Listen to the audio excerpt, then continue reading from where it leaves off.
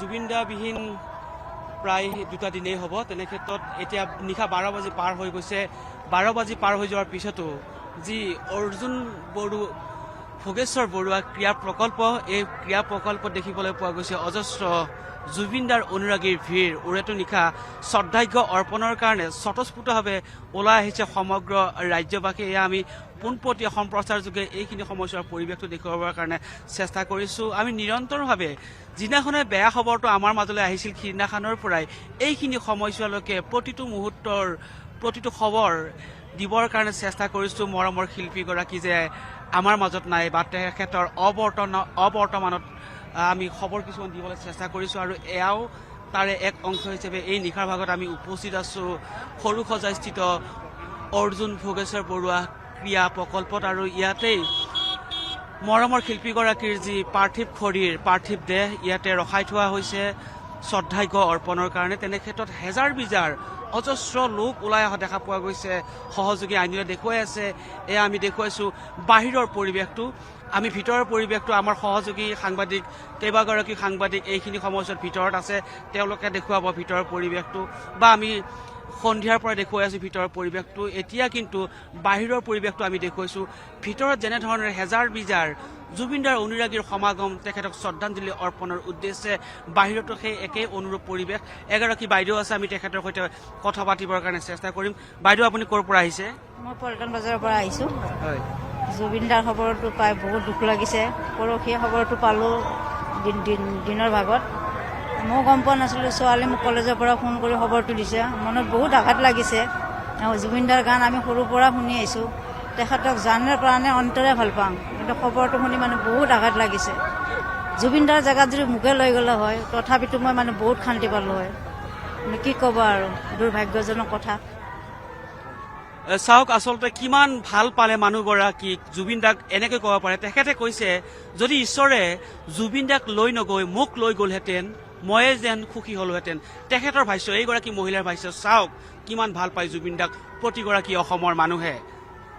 আমি নতুনকৈ কোৱাৰ কোনো প্ৰয়োজন নাই। প্ৰতিগৰাকী অসমবাসীৰ আহে আহে কোহে কোহে জুবিন দাৰ যেন আত্মাটো বিৰাজমান, সেয়াই প্ৰতিপন্ন হয় বহু লোকৰ ভাষ্যত।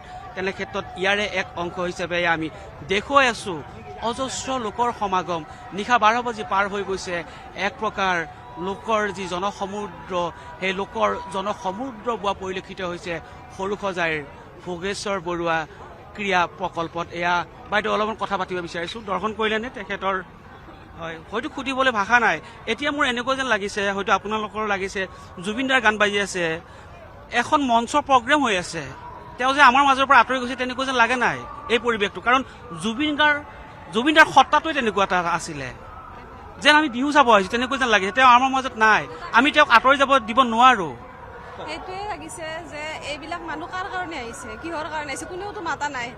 পূজা ৰাস উৎসৱ চাবৰ কাৰণে এনেকে মানুহ আহে, ফূৰ্তি কৰিবৰ কাৰণে। আজি কাক চাবৰ কাৰণে আহিছে? তাৰ বাকচৰ ভিতৰত শুই আছে আৰামছে, কিন্তু মানুহ কোনেওতো কাকো মাতা নাই।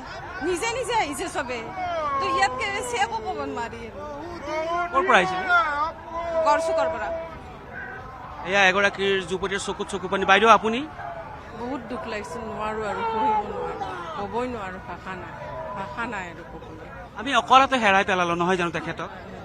তেওঁ নাভাবি আমি ভাবাই নাছিলো। আজি আনাৰ পিছতে যেনিবা অনুভৱটো আহিছে যে তেওঁ এনেকুৱা ইহৰ সংসাৰৰ পৰা গ'ল। আমি তেওঁৰ আত্মাৰ চিৰশান্তি পাইছোঁ। আকৌ আমাৰ মাজত আকৌ ঘূৰি আহক, আমাৰ মাজত আকৌ আহক, তেওঁ জীয়াই আহক। আকৌ আমি সেইটোৱে আশা কৰিছোঁ। তেখেতৰ সৃষ্টিক আমি কেতিয়াও পাহৰিব নোৱাৰো। তেওঁ অনবদ্য সৃষ্টি। তেওঁৰ গানৰ এটা এটা গান আমাক বিৰাট ডাঙৰ অৱদান দি থৈ গ'ল। তেওঁৰ কি নাছিল তেখেতৰ গীতত নহয় জানো? টোকাৰী গীতৰ পৰা দেহ বিচাৰলৈকে নহয় জানো, নাম প্ৰসংগৰ পৰা অসমীয়া বিহু গীতলৈকে সকলোতে তেওঁ অনবদ্য আমাক দি থৈ গ'ল। আমি আৰু তেওঁৰ এইবাৰ পাহৰিব নোৱাৰো। আমি তেওঁক আমাৰ মাজত এনেকে গানৰ মাজেৰে জীয়াই ৰাখিব লাগিব।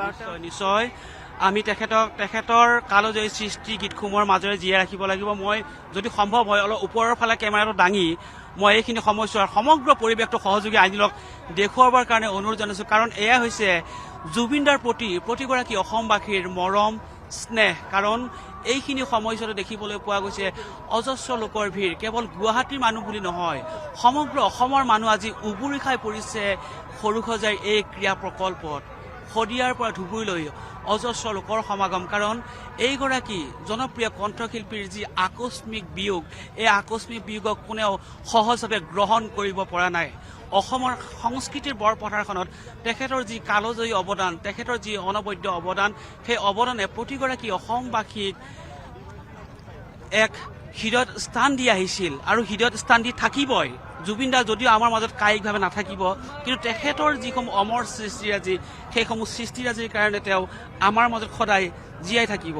তেনে ক্ষেত্ৰত এইখিনি সময়ত এই মুহূৰ্তৰ পৰিৱেশটোৱে কৈ গৈছে বহুখিনি কথা। কাৰণ এই মুহূৰ্তৰ যি লানি নিচিঙা সোঁত জুবিন দাৰ অনুৰাগীসকলৰ, এই সোঁতে কৈ যাব বিচাৰিছে জুবিন দা কিমান প্ৰাণৰ আপোন আছিল প্ৰতিগৰাকী অসমবাসীৰ। এয়া আমি দেখুৱাইছোঁ বাহিৰৰ পৰিৱেশটো, য'ত শ্ৰদ্ধাঞ্জলি অনুষ্ঠানৰ বিশেষ ব্যৱস্থা গ্ৰহণ কৰিছে ইয়াতে প্ৰশাসনে।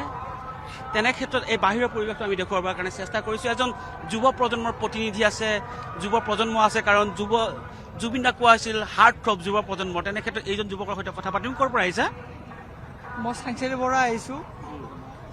জুবিন দা আমাৰ মনত আছে, আমাৰ তেজত আছে। জুবিন দা মৰা নাই, আমাৰ দেহত আছে। সেই ৰাতিপুৱাৰ পৰা ৰখি আছো, কিন্তু আজি আহি পাইছো। জুবিন দাৰ ভৰিখন স্পৰ্শ কৰিব নাই, কিন্তু সেই সৌভাগ্যটো মই পাইছো। জুবিন দাক আমি হেৰুৱাইছো, কিন্তু আমাৰ মনৰ দুখ। কিন্তু জুবিন দা আমাৰ কাৰণে বহুত কৰি গৈছে, কিন্তু জুবিন দা হেৰুৱাৰ বেদনা আমাৰো মনত আছে। কিন্তু জুবিন দা মৰা নাই, আমাৰ কাৰণে অমৰ হৈ আছে। জয় জুবিন দা, জয় জুবিন দা। নিশ্চয়কৈ জুবিন দা আমাৰ মাজত জীয়াই আছে, সদায় জীয়াই থাকিব। তেওঁ আমাৰ মাজৰ পৰা আঁতৰি যোৱা নাই। প্ৰতিজন অসমীয়াই সেই দাবীকে কৰিব। কেৱল এইজন যুৱকে নহয়, আজিৰ তাৰিখত যদিও চাৰিওফালে শোকাকুল পৰিৱেশে বিৰাজ কৰিছে, চৌদিশে দেখিবলৈ পোৱা গৈছে একেই পৰিৱেশ। কেৱল তেখেতৰ জন্মস্থান সেই যোৰহাট চহৰখন বুলি নহয়, তেওঁৰ য'ত শিক্ষা গ্ৰহণ কৰিছিল প্ৰাথমিক বিদ্যালয়ত, সেই বৰাক উপত্যকাৰ সেই কৰিমগঞ্জৰ সৰু চহৰখনত বুলিয়ে নহয়, য'ত কৰ্মসূত্ৰে তেওঁ বসবাস কৰিছিল গুৱাহাটী মহানগৰ বুলিয়েই নহয়, চৌদিশে একেই পৰিৱেশ দেখিবলৈ পোৱা গৈছে। কান্দোনৰ ৰোল উঠিছে চৌদিশে মাথো, সকলোৱে এটুপি চকুলো টুকি অশ্ৰু অঞ্জলি যাচিছে, তেওঁলৈ সন্মান প্ৰদৰ্শন কৰিছে প্ৰাণৰ শিল্পীগৰাকী। কাৰণ প্ৰাণৰ শিল্পীগৰাকী এইদৰে যে আচম্বিতে হেৰাই যাব, সেই কথা কোনেও কেতিয়া কল্পনাই কৰিব পৰা নাই। এই মুহূৰ্ততো কল্পনা কৰিব পৰা নাই। কোনেও যেন তেখেতক বিদায় দিব বিচৰা নাই। কিন্তু নিয়তিৰ যি নিষ্ঠুৰতা, সেই নিয়তিৰ নিষ্ঠুৰতাক আমি মানি ল'বই লাগিব। মৃত্যু চিৰন্তন সত্য। তেনে ক্ষেত্ৰত জুবিন দাৰ যি আকস্মিক বিয়োগ, এই বিয়োগক লৈ বহুখিনি ৰহস্যঘন প্ৰশ্নৰো উদ্ভৱ হৈছে। কিন্তু সেইবিলাক পিছৰ কথা, সেইবিলাক আইনী প্ৰক্ৰিয়াৰ মাজেৰে হয়তো নিশ্চয় তদন্তৰ আওতালৈ আহিব বা প্ৰশাসনে এই সন্দৰ্ভত বিশেষ বিহিত ব্যৱস্থা গ্ৰহণ কৰিব। কিন্তু প্ৰাণৰ শিল্পীগৰাকীৰ এনেধৰণৰ যি বিয়োগ, এনেধৰণৰ বিয়োগে এইখিনি সময়ছোৱাত মৰ্মাহত কৰি তোলা দেখা পোৱা গৈছে।